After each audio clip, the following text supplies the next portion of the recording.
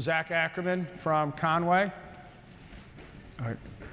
Tyler from Cleary Gull.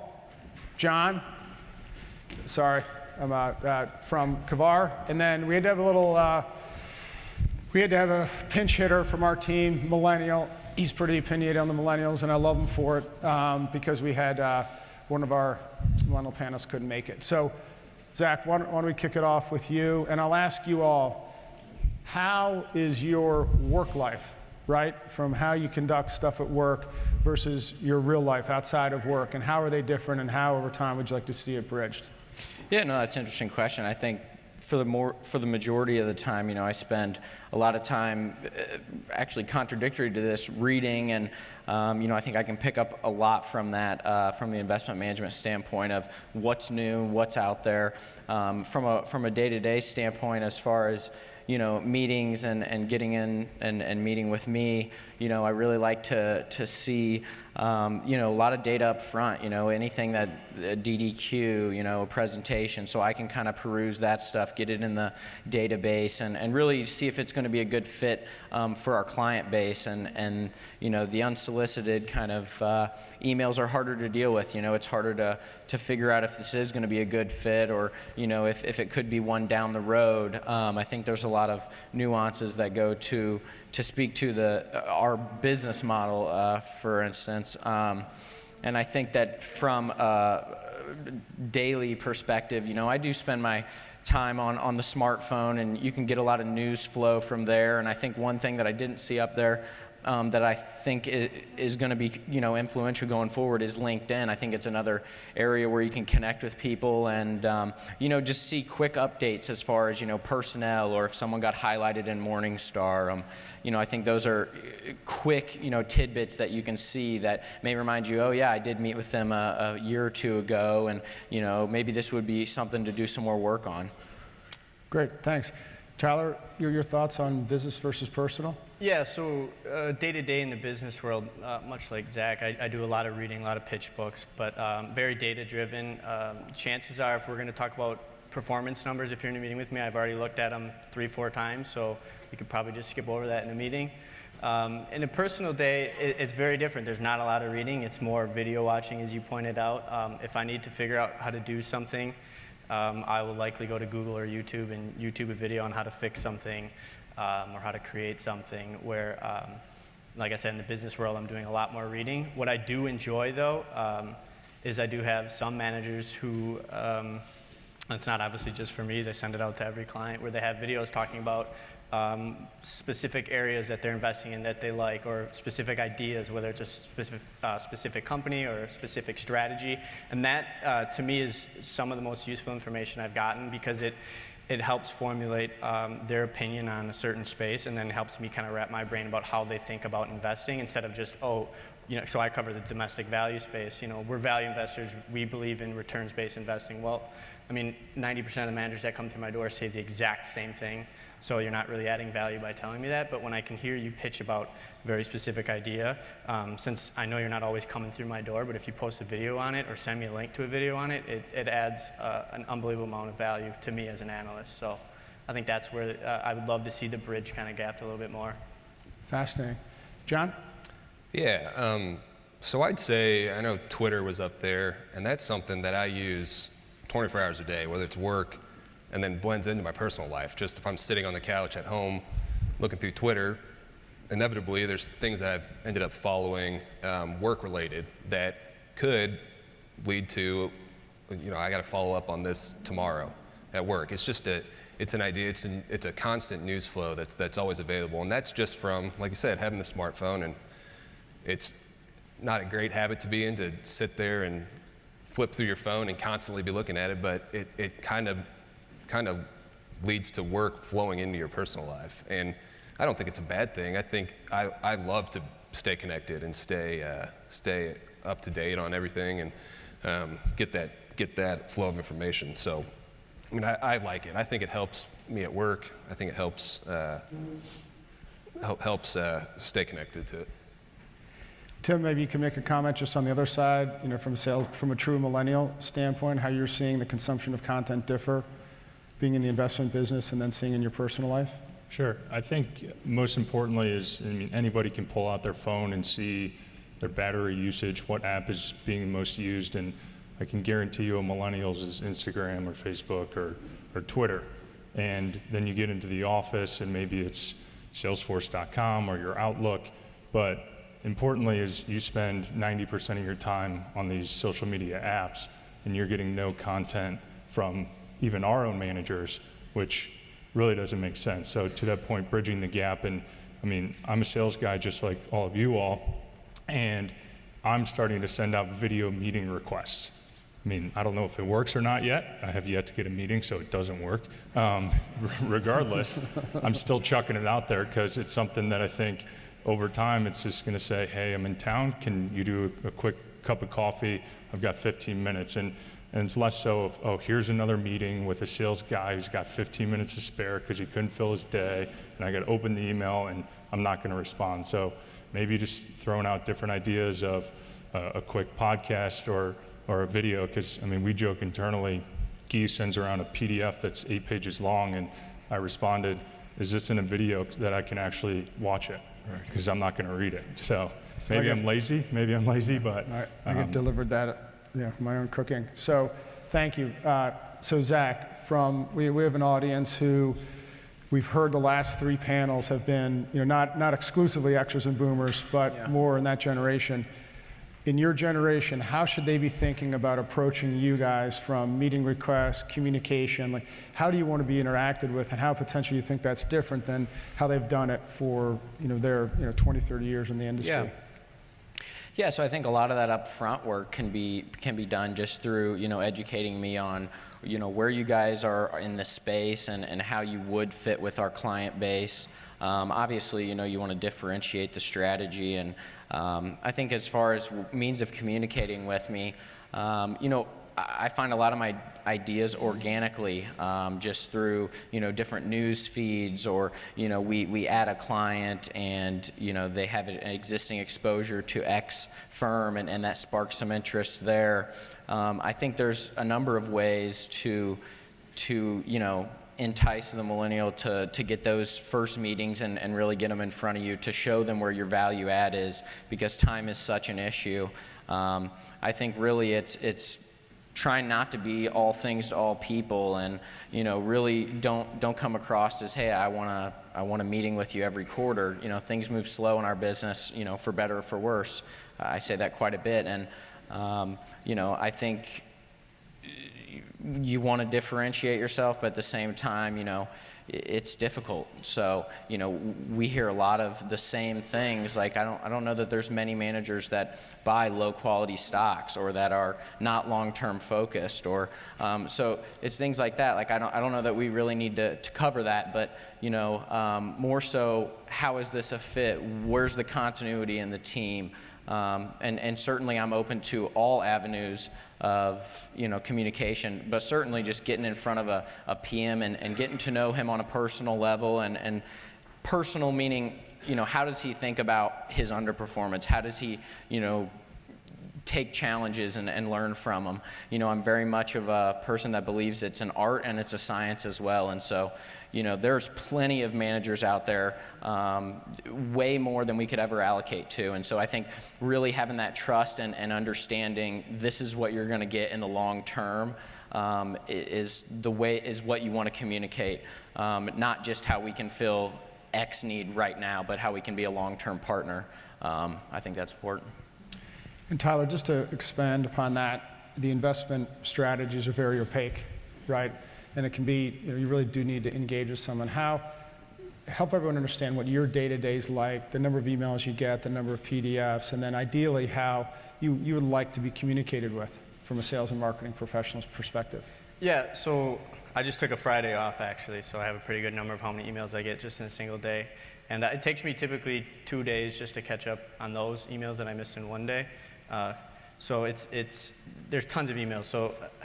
And some of them I just click on to say I read them, and I don't actually read them. And others I will spend time reading if they make sense to read. So it's typically not the best way to grab my attention. In fact, the longer the email is, the less likely I am to read it. So typically like a link, hey, just thought you would like this. Well, if I don't, it talks about this, click this link, I'm probably going to click that link because it just intrigued me. Like, he thought of me or she thought of me, let's click on it and see what it is. And then I'll probably decide within 10, 15 minutes of the link, or 10, 15 seconds of the link, whether or not I like it. In terms of meetings, though, I don't like to I think of every meeting kind of as its own thing and not try and group them up. But if I broke them up into two separate categories, kind of that initial meeting, and then let's say we know each other, like Tim and I know each other pretty well, our meetings go a lot different than when the first time we met. That first meeting, just trying to understand the strategy or multiple strategies if you're in there for. But I think, when it comes to, like, again, performance, I know this is a performance-driven business, but again, the chances are I've already looked at that more than 3-4 times and probably know it pretty darn well. I know your upside and downside. I know your Sharpe ratios. I know your information ratio. Instead of giving me those and saying, hey, we have a high Sharpe ratio, or we have good downside capture, explain to me how you guys got to that number. Not the mathematical. We have, when the market's down 10%, we're only down 6%. I totally understand that equation, but explain to me how your process, how your team and all that adds value to get to that downside capture ratio. Because if you're familiar with the CFA, knowing the equation is one thing, but being able to rearrange it and explain it in different ways is even a bigger thing. And I think that's one of the things I struggle with managers, is help me understand how you got to those numbers. And because it's all about being able to repeat that. So I can't buy your past performance. So I have to be comfortable with understanding how you got there to begin with, and that you can repeat that going forward. Because that's essentially how we're going to use you going forward, is based on what we think you're going to do. Great. And then, John, thinking about Kavar, thinking about all the managers you guys have seen over the years, how do you believe the audience and sales and marketing professionals would approach you versus prior generations that you've worked with? Yeah, so Kavar's a private wealth management, and we're a pretty small firm. We have 6 total employees.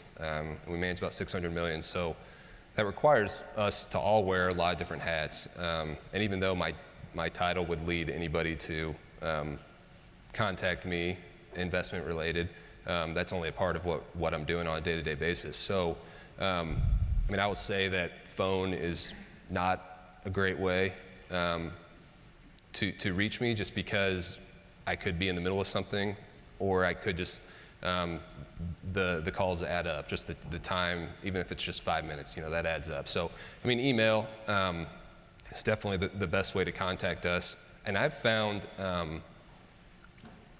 I like the emails that aren't necessarily strategy specific, and to catch my attention if it's a blog post or an article or white paper or something that the firm has put together. I think that's a better way to catch my attention and get me on your website. And then once you're on the website, it's, game's on, and as long as it's very interactive, eventually it'll lead to some sort of research, and maybe I find something that's interesting and we follow up on a specific strategy. Yeah, I don't think the due diligence process is necessarily any different. I definitely think the communication, from my perspective, just because of how I communicate in my personal life, is it's just less. It's probably less personable. Well, John, speaking of the RIA channel, a $600 million RIA growing, right, each year. There's hundreds and hundreds out there, right, that can make meaningful allocations to managers and can really make a big difference in someone's fund or their strategy, especially when you're starting and tend to be very loyal. What could you just expound a little bit more and kind of talk to the audience about, if you could sort of draw up your own utopia of due diligence, right? If we're talking about what does kind of the future of due diligence look like, you guys are the next generation that's going to be doing a lot of this work and manager selection and creating portfolios. What does that look like to you? Yeah, so I think we've talked a lot about how the asset management industry as a whole is changing a lot, and the thing that I come across is like the sheer number of mutual funds has to be cut down. I tend to favor the boutique managers that are only focused on one strategy, as opposed to the large fund complexes that fill in every style box. And I think that's just from, there's a couple things. You want to have that hungry manager that is wanting to grow the business and frankly needs to, as opposed to just, large fund companies that may just be gathering assets and throwing out a mid-cap value fund. I think I think Dakota's approach, frankly, it's why it's so attractive, because they're finding those kind of up-and-coming emerging managers. And I think it'll be more about finding those stories and those kind of those emerging strategies, as opposed to maybe the traditional scorecard process, quantitative process. So what you're saying, I don't want to put words in your mouth, but it's not easy to find unique and interesting investment ideas given the time constraints that you have. So if you can be delivered information. Exactly, and the sales team and the business development team plays a huge role in bringing those up, because they may not, if we run an initial screen, they may not screen well in Morningstar, or they may not be categorized right because they're they may not have the asset level to where Morningstar's put them in the right bucket. But that's a big part of it is the marketing to make us aware of it. And making us feel good, right? That sales and marketing really matters, right? That's great. Yeah, if I could expand. Yeah, please, Zach. Yeah, I'd love to. So I think also with how will we be communicated with in the future, I think things like white papers could certainly be turned into videos. I think and technology is going to play a huge part in that. If there's a central resource where you can source ideas and contact managers. I think that eVestment's a tool that I use, but it's up to the manager to go out and fully populate that information. And if the information's not there and you go to the website and the information's not there, that's not very encouraging as far as wanting to pursue them as an option. I think they need to be pretty open with the content. Obviously, there's, proprietary things and stuff that you would, need to get past compliance to put on a website. But, when it's difficult to find, a quarterly commentary and you got to send out, another email and wait for that, it's just another step that, I think could be cut out because of technology. That's great. Tyler, your thoughts on what Utopia might look like from a due diligence perspective? I think I'm a little less of a millennial than these guys, but not in the sense that like I said, I love the videos. Some managers we don't even have assets with that are just in my space that I cover. I'll still watch their videos that they put out on their spaces, read all the white papers. I am a little more, I think Zach touched on it, more data. The access, I've always said this. I've only been in it for 3 years, but this business isn't like a lack of data or a lack of information. It's just, it seems like we just don't, as analysts, always have the right resources or know where to go to get those, because we're kind of bucketed into, not to harp on anybody, like a Morningstar database where we have to go get everything. And sometimes you can't play with the data the way you want to. And sometimes I'll reach out to managers, hey, I want to look at your mid-cap exposure over the last 20 years, and I can't do that, or Morningstar classifies it differently. Can you show me how you guys do it? And more often than not, we can do that. Just give us a week, which is fine. But to be able to just go in somewhere and click on a link to be like, well, I want to see their exposures over, a certain amount of time, without having to reach out. Not to say that I don't like speaking or talking to you guys, but it's just a lot easier than to kind of wait on that next email because you guys are busy, we're busy, we're not always, on the same page, and sometimes you have that lag. And like Zach has said a couple times now, it's time is kind of the essence with our job. Great. Tim, even though you're on the sales side, I'm going to start. It's a very important topic. It's been brought up a ton. Impact investing, ESG. I was educated a couple weeks ago that ESG is public investing, right? And impact is private investing, whether that's what I was told. So Tim, just from a millennial standpoint, from passive investing, impact investing, I want to ask each panelist, how real is it from a millennial perspective that you're socially conscious, you really do care, And clearly the trend is this is where it's going, but if you could just give us your thoughts on how meaningful that is to you. Yeah, I mean, I represent over 10 active managers that I sell on behalf of, and even on my own personal account, it's just so much easier to buy an ETF. It's, as we talked about earlier, easy to understand, easy to buy, you get exposure, it's low cost, and you don't have to deal with an advisor. No offense to you all and the other panelists. However, I like to be, as a millennial, I want to do my own thing. It's same as Tyler and John, like, don't call me, I'll find you, sort of. So I think that from the passive standpoint, but more importantly is the impact investing. I mean, it's also just our generation, how we're brought up. I mean, not to put the fear factor in, but I mean, what's happening in schools with these shootings and the environment, and I mean, just climate change. It's somewhat built upon ourselves in our day and age that we feel we can make a change. And so whether it's or we're donating to a specific cause, but now even in our own industry, being able to put our money where our mouth is and invest accordingly. I mean, I think in every conversation that I'm having from allocators, and you heard it on, I think, every single panel, we are thinking about ESG, we're thinking about impact investing and how to incorporate that into our business, because they're looking ahead into how to tap into the clients that are coming next for them and the millennial generation that is about to inherit the wealth from their current client base. John, could you speak to impact investing and or ESG and how you guys are implementing it and what importance you place on it at Kavar?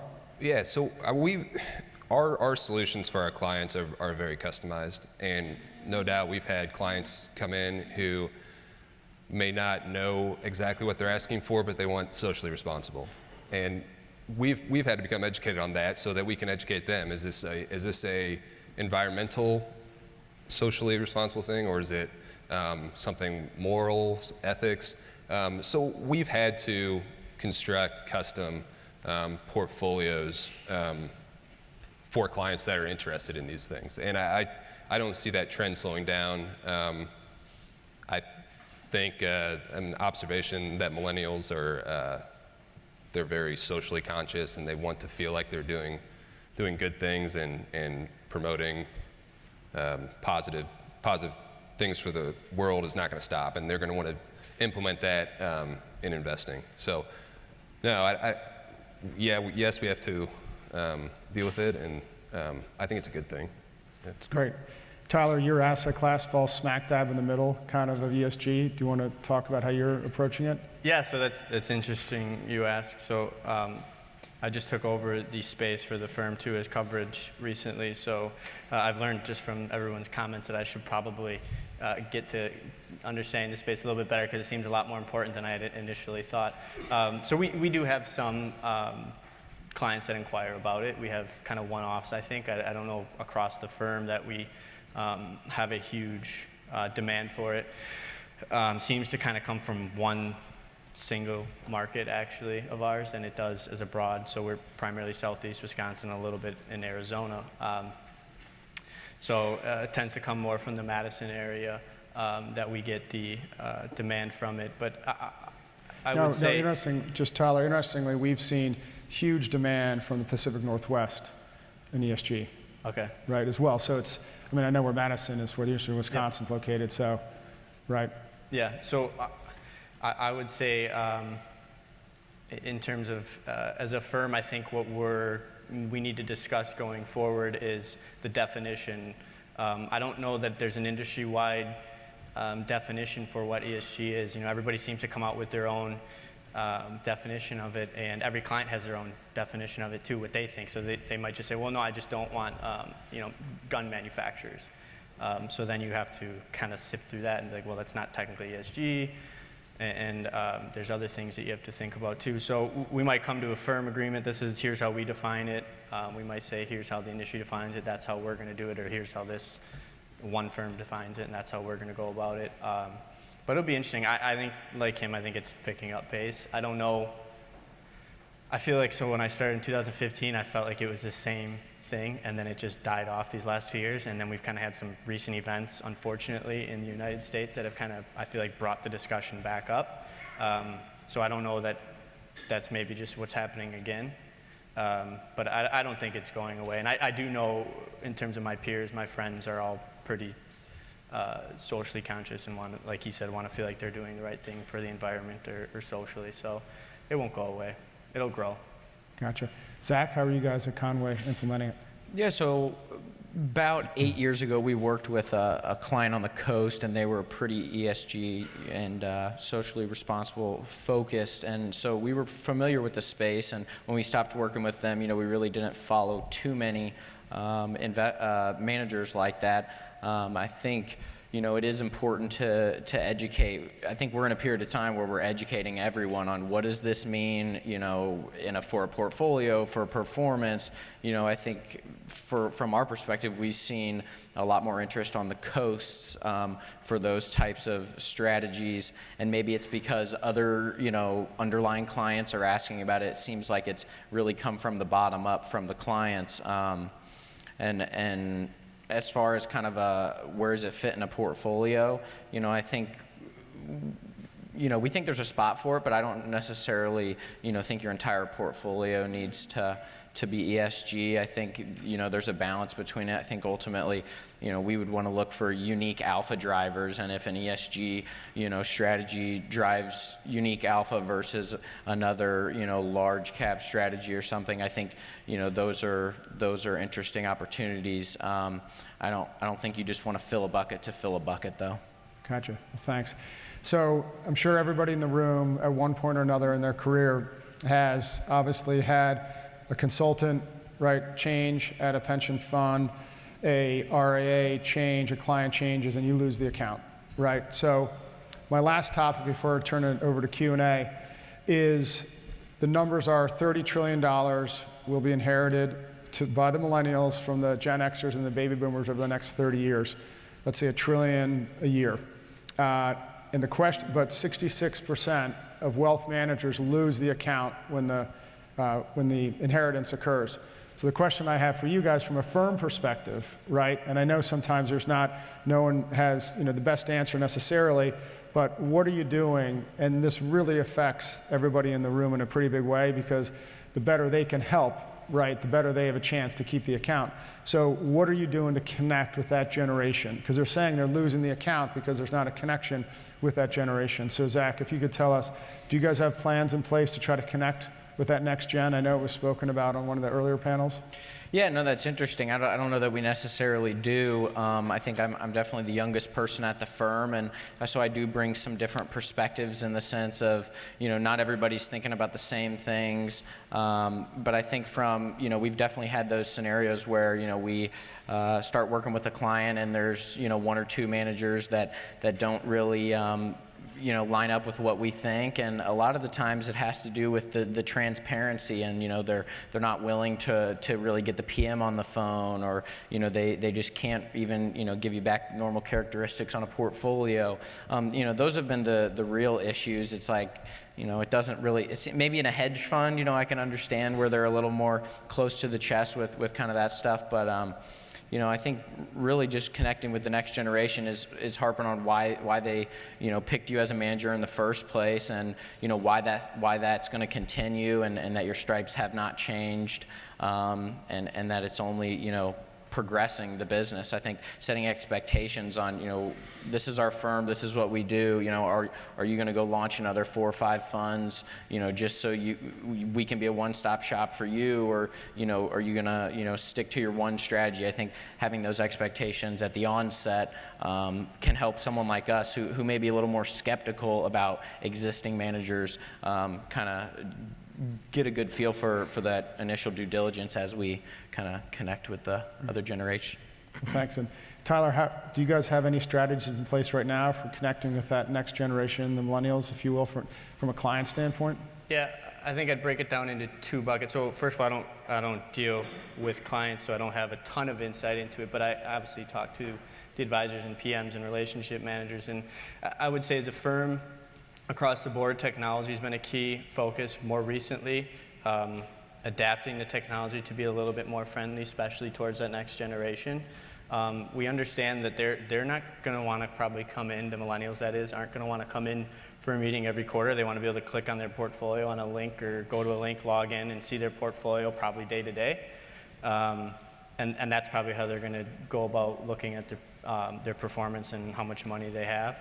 I know that's exactly what I do on my phone with my accounts.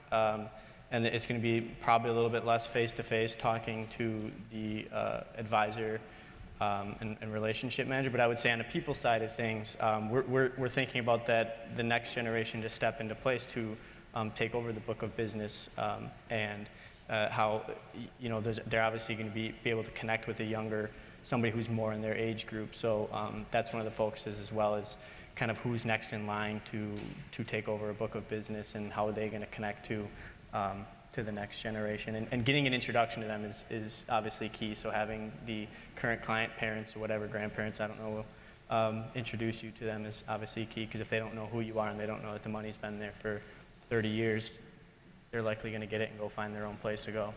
Great. John, Kavar, how do you guys? Yeah, we definitely connect with the younger generation. Our principals are not that old, so they're actually younger than our biggest clients by a few years. So they connect. They kind of sit in a good middle ground between the two generations, and no doubt they meet with the younger generation that doesn't technically hold the wealth now, but will eventually. And our biggest clients are around retirement age, so they've still got a lot of planning left to do and goals to meet based on their portfolio. So we're very inclusive of everybody, looping them in on the financial plan. And So it's a top priority for you guys in terms of connecting with that next gen. right, just having a relationship in place, both with both generations. Just that our principals do a great job of becoming that first phone call for any client's financial issues. Even if it's insurance related, we don't do any insurance, but want them to be that first kind of point of contact. Sure, Tyler's just explaining that there's definitely some connection with technology. Do you believe, John, as you're speaking about this, is there anything that you could tell the audience that they could be thinking about to help you guys write, supply content that could better connect with the clients? Is there anything? With our clients? Yeah. Yeah, I think helping us, they're generally uneducated on the strategies that we're implementing in the portfolio. So, anything that helps us do our job easier to explain the strategies to the clients help. And for sure, any video content, any type of interactive content, I would think would be helpful to the younger generation. Tyler, just as we're wrapping up here, any comments along that where us as sales and marketing professionals could be a little more helpful to you guys to connect with your clients, especially the millennials? Yeah, I think to connect to your clients, kind of to piggyback off of him, definitely being able to explain it through video content is one thing. We can get in the weeds all you guys want. That's what, as analysts, we're here to do.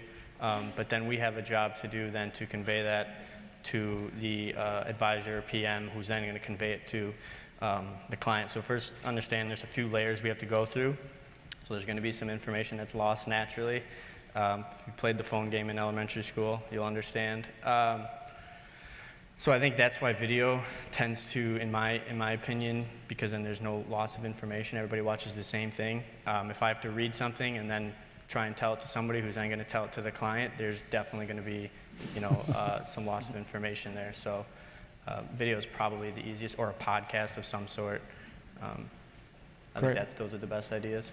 Zach, as we wrap up, anyone want to weigh in on that? Yeah, thinking about accessing the client, really with our business model, it's interesting. We advise to RIAs and trust companies and multifamily offices, and so it's sort of an outsourced CIO model where we're the research focus, and we'll get the strategy recommended. Let's say it gets to the investment committee of the client, and they say that they're going to implement it in their models. I think there is some disconnect between what our recommendations are and end up getting those in the underlying investor's portfolio, because there's many advisors under an umbrella of an RIA, and So I think, we're trying to do a better job of putting, similar to good data, capturing those, are they seeing the documents we put online? Are they getting through the whole thing? How many people are visiting the site, so that we can really engage with the people that are supposed to be recommending our strategies that we recommend as well. And so it's making it come full circle and get into the actual portfolio, I think is what's key. And, technology certainly helps with that. And I think also just, being concise and clear about why you're recommending it, and really highlighting those things as the key reasons, and not trying to bog them down in information ratios and sharps and all this, assuming that they don't understand that. So content matters. Absolutely. Right. Okay, we have 5 minutes left. Any questions for the panelist? I can't see much. Thank you guys for all of your comments, and it's consistent with what you have told us over the past couple of years and the reason why we decided to build the Dakota network. Can you just talk about some of the databases or platforms that you currently use and what you think ultimately is lacking? Zach? Yeah, so I think I said, Morningstar, and we use eVestment as well. And I think, those are great tools. There's a lot of information there. I think what's difficult is maybe the lag time. It does take maybe 30, 45 days to get some of the information up there, and maybe that's compliance driven or SEC driven. But really, being able to access information as quickly as possible. That way, we're not working too far, looking backwards, as we're working on stuff that's already happened and explaining performance that's already happened as there's kind of new performance happening. I think what's missing in these databases is that real-time communication with a team member, or getting an update, almost like a news feed type of platform where you can get quick little updates on things that are happening at the firm. You don't have to take an hour out of your day to get the full business update, but really you could kind of get a one line on oh, we added this person, or oh, we're open now on this strategy, or just to kind of, hey, remind me, keep in front of me. I think those are things that are missing because a lot of these databases are static and just information that's put in once, and waiting for that next time for it to be updated. That's great. Tyler? Yeah, so for manager research, primarily I use Morningstar Direct. Kind of forced to use them when it comes to manager research, right? I'm sure you guys all know there's not a ton of databases you do, except for some other ones. My biggest issue is, I would say, the star rating system, as well as kind of the buckets that they place funds in. So on the value side, in fact, I just sent out an email a few days ago arguing a point about this. On the value side, I've been dealing with the question of why have so many value managers drifted over to the right, and they're not really value anymore, and they're basically closet GARP or whatever. And that's strictly driven by a classification done by Morningstar, and it has nothing to do with really how the manager invests or anything. Nobody seems to want to know how they invest. They just want to see why they sit on a certain point on a graph. So I don't know that there's much that we can do there. Right. That really comes down to me when an advisor asks, hey, a client wants to know about why the star rating's 2 stars, and I have to explain to him how Morningstar does that, and why we don't necessarily believe in using that star system as a predictor of future returns. And when they sit in a certain style box, I have to explain to them, hey, this is how they invest. This is the universe, as we take it today. If it's a surprise to me, then I can't defend it, but more often than not, in fact, I don't think I've ever been surprised by where a manager has sat in a style box, because it normally makes sense to me if I just understand how the manager invests and how Morningstar defines those two things. So Great. Well, John, just to wrap up, do you just want to make a comment, because you were the one that talked a lot about Twitter, kind of the news feed, how you act in your day-to-day life outside of work, and then what? Yeah, I use Morningstar Direct as well, but the second step, if I was screening a universe and found someone I wanted to look into more, the second step is always looking at their website, and I feel like as much information you can put on the website.